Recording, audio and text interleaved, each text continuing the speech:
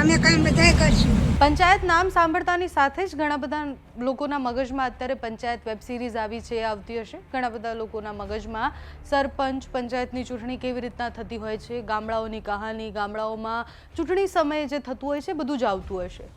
બસ એવી જ ગ્રામ પંચાયતની ચૂંટણી ગુજરાતમાં હતી। અત્યારે એના રિઝલ્ટ્સ પણ આવી ગયા છે અને ગામડાઓમાંથી એવી અજબ ગજબ સ્ટોરીઝ સામે આવી છે કે આ કોઈક એક મતના કારણે હાર કે જીત થઈ હોય, એ એક 80 વર્ષના બેન છે એ હવે ગામના સરપંચ બન્યા છે ને એવી અનેક સ્ટોરી છે।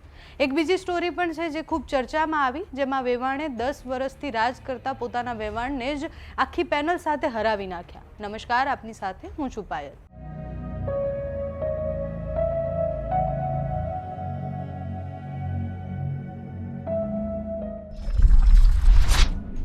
ગીર સોમનાથ જિલ્લામાં વેવાણે 10 વર્ષથી રાજ કરતા પોતાના વેવાણ હતા એમની આખી પેનલને હરાવી નાખી અને પછી એવું કહેતા દેખાયા કે આટલા વર્ષોથી એમને કશું જ ગામમાં કંઈ કર્યું ન હતું, હવે હું જીતી છું એટલે હું કરીશ।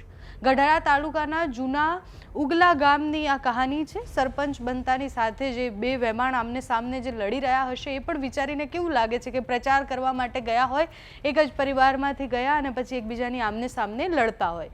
જૂના ઉગલા ગામમાં છેલ્લા 10 વર્ષથી સરપંચ તરીકે રાજ કરતા ભાવનાબેન વિનોદભાઈ નંદવાળાને તેમના વેવાણ જયાબેન નરસિંહભાઈ ડાંગોદરાએ આખી પેનલ સાથે હરાવી નાખ્યા। ચારે બાજુ એની ખૂબ ચર્ચા થઈ। જે જીત્યા છે એ વેવાણે જબરી વાતો કરી છે। એમણે કહ્યું કે હું 606 મતથી જીતી છું અને મારા વેવાણ ભલે આ હતા પણ આટલા વર્ષોથી એમને ગામમાં કોઈ કામ જ નહોતા કર્યા, હવે હું કામ કરીને બતાવીશ।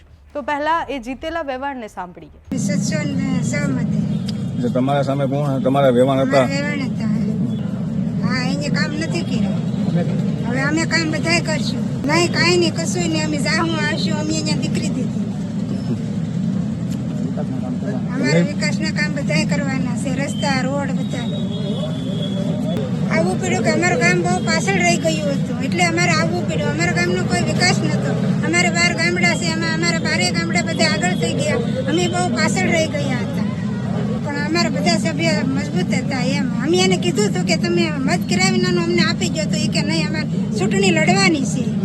હવે એ તો કેમ ન આવ્યા હોય, કેમ ખબર પડે? એને ખબર હતી કે હું હારી જવાની છું તમારા વેવાણને? એને ખબર પડી જાય।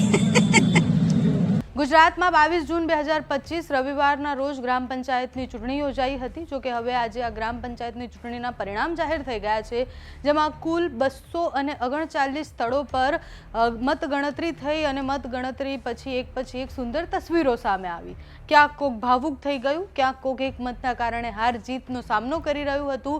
એક 80 વર્ષના બા સામે આવ્યા જે સરપંચ બન્યા છે।